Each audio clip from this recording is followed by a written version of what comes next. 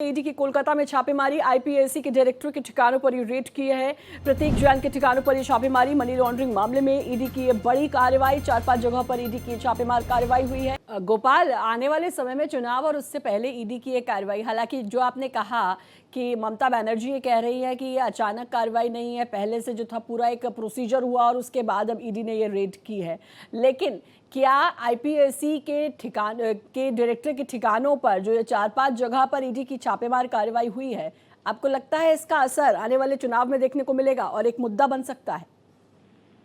देखिए श्रद्धा, बिल्कुल आपने सही कहा, यह एक मुद्दा बन सकता है, क्योंकि पिछली बार भी जब पश्चिम बंगाल में विधानसभा चुनाव हुआ था तो आपको याद होगा कि किस तरीके से ममता बनर्जी सीबीआई के जो है दफ्तर पहुंच गई थी और वो जा करके धरने पर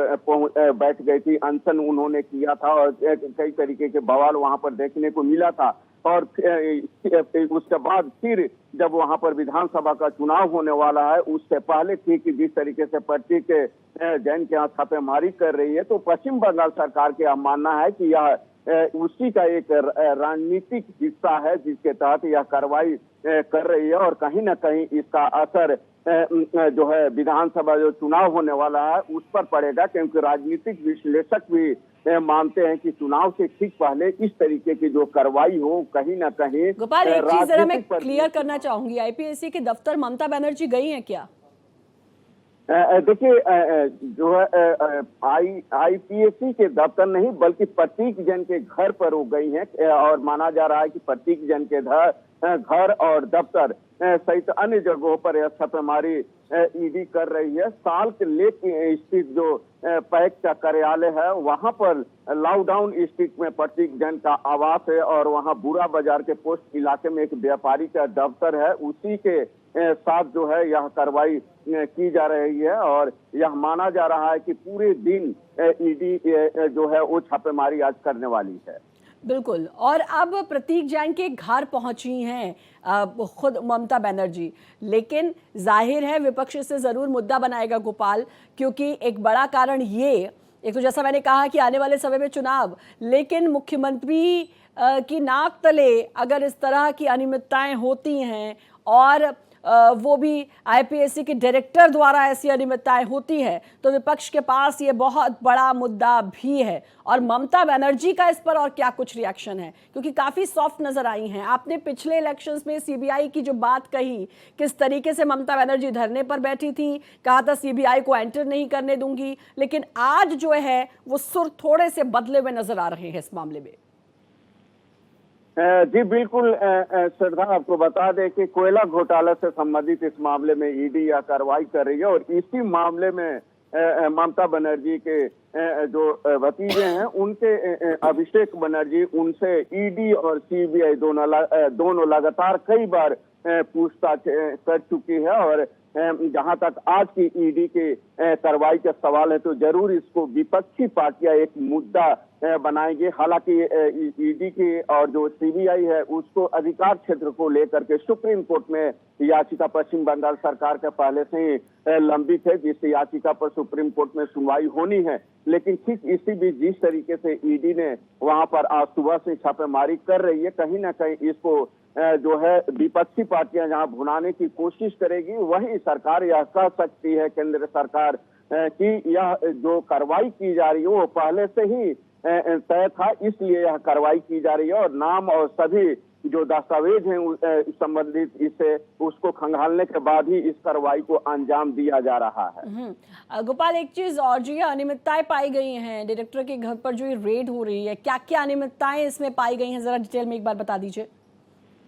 देखिए इसमें यह पाया गया है कि कोयला घोटाला मामले में किस तरीके से जो है नियमों को ताक पर रख करके इस कंपनी को फायदा पहुंचाया गया है। हालांकि ये जो कंपनी है उससे पहले प्रशांत किशोर इसके डायरेक्टर हुआ करते थे, उनकी कंपनी हुआ करती थी, लेकिन बाद में उन्होंने इस कंपनी को छोड़ दिया और आईटी पैक्ट 2021 के विधानसभा चुनाव में तृणमूल कांग्रेस की जो है जिस तरीके से यहाँ पर कार्रवाई की गई थी और जिस तरीके से पिछले मामले में मुद्दे को उठाया गया था, कहीं ना कहीं उसका फायदा टीएमसी को मिला था। अब टीएमसी उसी फायदे को ध्यान में रखते हुए आज ममता बनर्जी ने एक नई चाल चली है और जिस तरीके से ईडी कार्रवाई के दौरान वो प्रतीक जैन के घर पहुंची है, इसे कहा जा रहा है कि ममता बनर्जी पुनः एक बार इतिहास दोहराने की कोशिश में है। उन्हें लग रहा है कि पिछली बार जिस तरीके से उन्होंने किया उसका फायदा मिला, इस बार भी विधानसभा चुनाव में उन्हें आने वाले समय में फायदा मिल सकता है। बिल्कुल, प्रशांत किशोर ने इसकी शुरुआत गोपाल की थी और प्रतीक जैन इसके डायरेक्टर। अब इतना तो तय है गोपाल की राजनीतिक गलियारों में इसको लेकर हलचल बहुत तेज होने वाली है। बंगाल चुनाव में, जैसा मैं बार बार कह रही हूँ, एक बड़ा मुद्दा बनेगा और ममता बनर्जी को इसका जवाब भी देना होगा और उनको इन तमाम सवालों का सामना भी करना होगा।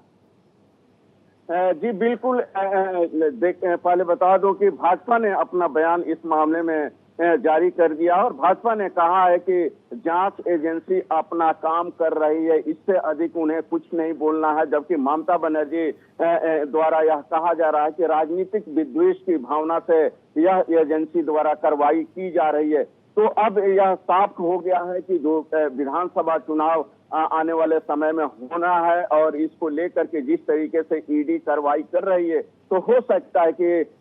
देर सवेर जो है इस मामले को लेकर के पश्चिम बंगाल सरकार सुप्रीम कोर्ट का रुख करे और सुप्रीम कोर्ट से कहे कि विधानसभा चुनाव को मद्देनजर इस तरीके की कार्रवाई की जा रही है, लिहाजा इस जब तक चुनाव नहीं हो जाता है तब तक किसी भी एजेंसी द्वारा कार्रवाई करने पर रोक लगाई जाए, इस तरीके की संभावना व्यक्त की जा रही है। गोपाल, इस चीज को कैसे समझेंगे? एक तरफ प्रतीक जैन के ठिकानों पर 4-5 ठिकानों पर छापेमार कार्रवाई और सीधे ममता बनर्जी प्रतीक जैन के घर पहुंच जाती हैं। ऐसा देखने को नहीं मिलता अमूमन इस तरीके से कि सीएम सीधे सीधे जहां पे छापेमार कार्रवाई हो रही है जिसके खिलाफ, वहां पर उनके घर पर सीएम पहुंच जाए। ये बड़ी अजीब और बड़ी नई चीज देखने को मिली है इस वक्त। तो कैसे इस चीज को समझा जाए? देखिए, इस चीज को ऐसे समझा जा सकता है कि चूंकि जैसा कि पहले भी बताया कि पहले भी विधानसभा चुनाव से पहले इस तरीके के ड्रामा ममता बनर्जी द्वारा इस तरीके के जो है चीजें देखने को मिल चुकी है और उसी राह पर इस बार भी उनके द्वारा इस तरीके के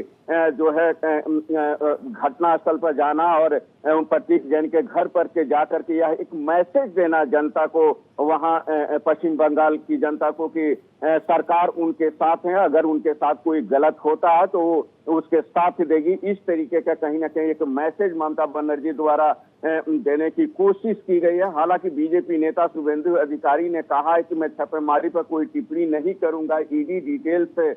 दे सकती है। ममता बनर्जी ने केंद्रीय जांच एजेंसी के काम में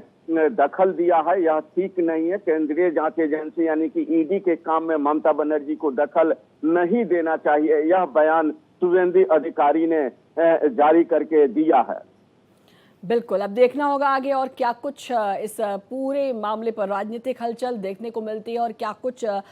कहा जाता है, चाहे ममता बनर्जी की बात करें या फिर साथ ही प्रतीक जैन की बात करें। बहुत बहुत शुक्रिया आपका तमाम जानकारी देने के लिए।